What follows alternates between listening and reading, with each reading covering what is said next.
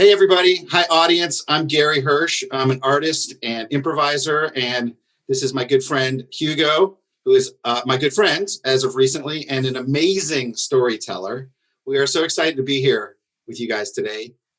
Hugo, would you want to describe kind of how we've been working and what we've been doing up until this point?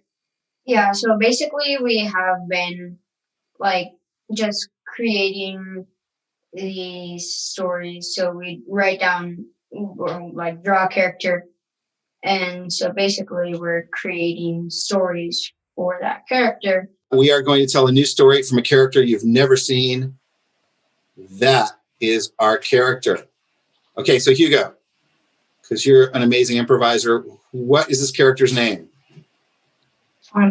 Tommy, right on. And Tommy is afraid of something. One of Tommy's fears is what?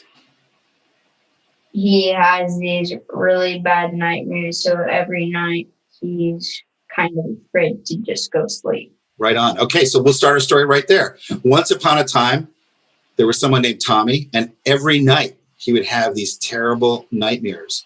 So he actually was afraid to go to sleep. But one night, what happened? One night he fell into a really deep sleep and had a nightmare where he met all of his thoughts.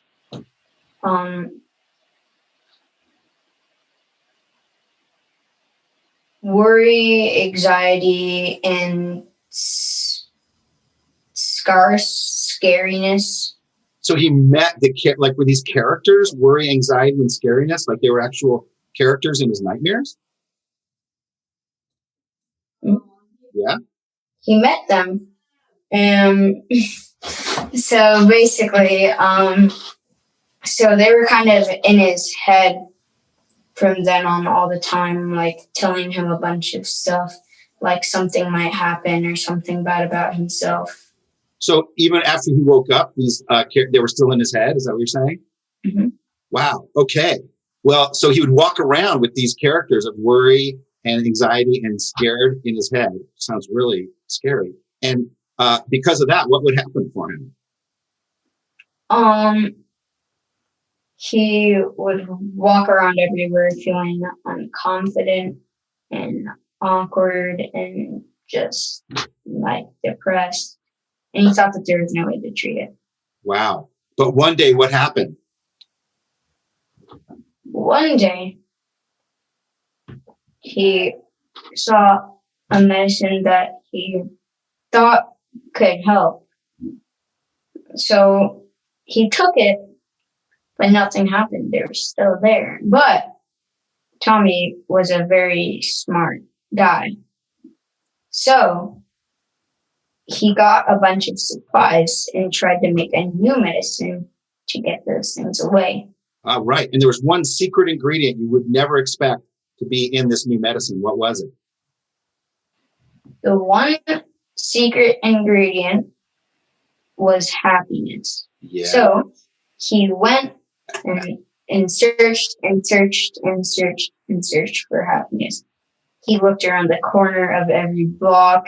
He even went on to a waterfall, but he couldn't find anything. Well, because of that, where did he find happiness? He finally found it. Where was it? But one day, he climbed up a really, really, really tall mountain and looked everywhere. But he didn't see anything except for the river and the cliffs and people talking, and they were all happy. That made him feel kind of happy. And then he realized that the secret ingredient of happiness was really all he needed all along. And he already had it inside of him? Mm-hmm.